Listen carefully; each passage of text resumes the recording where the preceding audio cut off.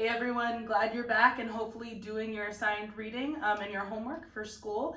Please watch these videos if they're helpful to you at all. That's what they're here for. They are supplements to your schoolwork. Today we're going to talk about how genocide is different from a civil war, because I know genocide is one of the topics for some of you 10th graders out here, and I want to make sure that we understand how it's different from a civil war. So we're going to start with just basic definitions. This marker doesn't work.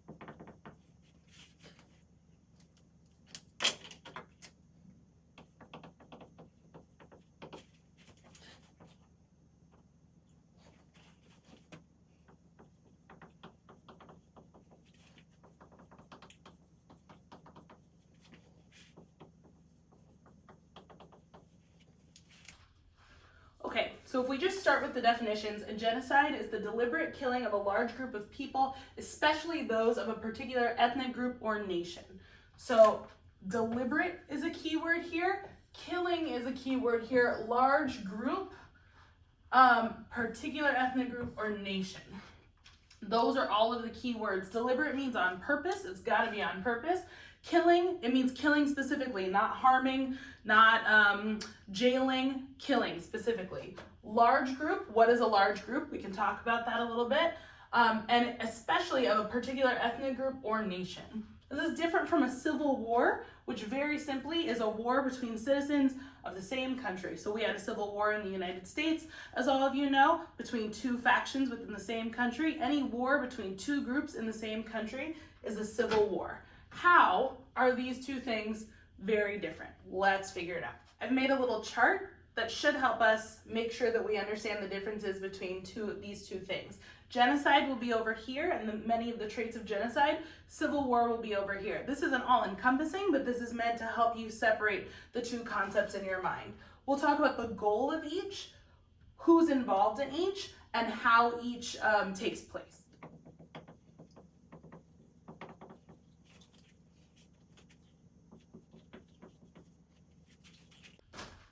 First up, we have what is the goal of genocide versus what is the goal of a civil war. The goal in a genocide is extermination. To exterminate something means to completely get rid of it. It's like annihilation, just to completely rid the earth of that thing. That's what extermination is. That's what the goal of genocide is. So genocide is identifying a people and deciding, I would like to fully get rid of them.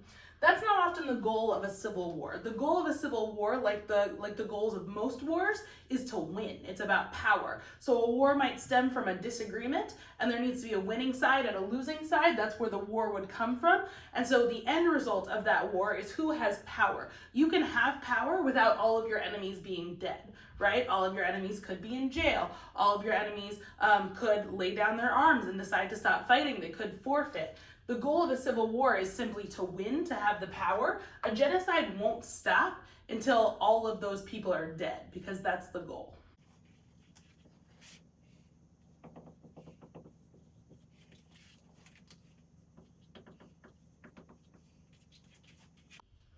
Who's fighting and who's involved is also different in a genocide versus civilians. There are casualties in both. People die in both. But in a genocide, the people who are being killed and the people who are fighting are civilians, right? It's folks, maybe armies, maybe the government, maybe not armies or the government, going after civilians. Civilians are just regular people. They're not in the army, they're not in the military, the Navy, the armed forces at all. Civilians are just regular, everyday people. I'm a civilian. And a genocide is if someone decided that everyone like me needed to die.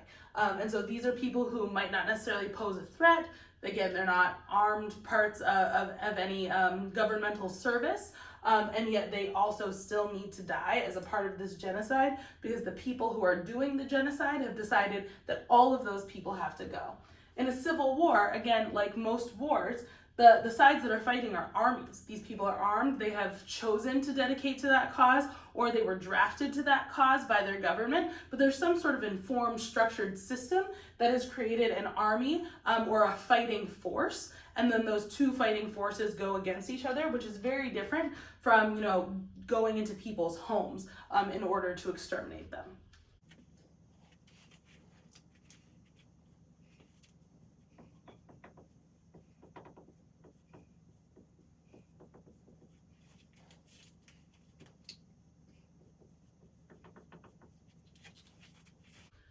And then how does this take place? So in a genocide, there's systematic slaughter of those people. That means that there is a system by which the people in power, the people doing the genocide, will go and gather the people they intend to kill, and then they kill them regardless of how defenseless they are. They go out of their way to find these folks, round them up, and kill them. That might be like in the Holocaust where there were gas chambers. That might be moving people to a different location on what are known as death marches. There are a lot of ways that that happens, but it's a system, right? It's organized. It is a group of people deciding we're going to go find all of those, even if all of those other folks, even if they hide, and we're going to kill them, and they're not going to be able to put up much of a fight because, again, they're civilians, they're not an army. In a civil war, again, like many other wars, people are also dying, and that's truly, truly horrible. It's significantly different because they're often dying in battle or in other military conflict, right? Where folks are to some degree expecting to be engaging in that military conflict. So there might be an organized battle. There totally might be surprise military engagement, but it's still far more expected because it's in the context of you being a part of a fighting force. And so you have opted in, or your government has opted you in as a part of a draft or something like that to be a part of a fighting force. And so the way that those fights happen are in battle, and that's the way that casualties happen often too, are in battle, as opposed to systematic slaughter of individual civilians with the goal of exterminating them. This is battles between militaries and armies to gain power.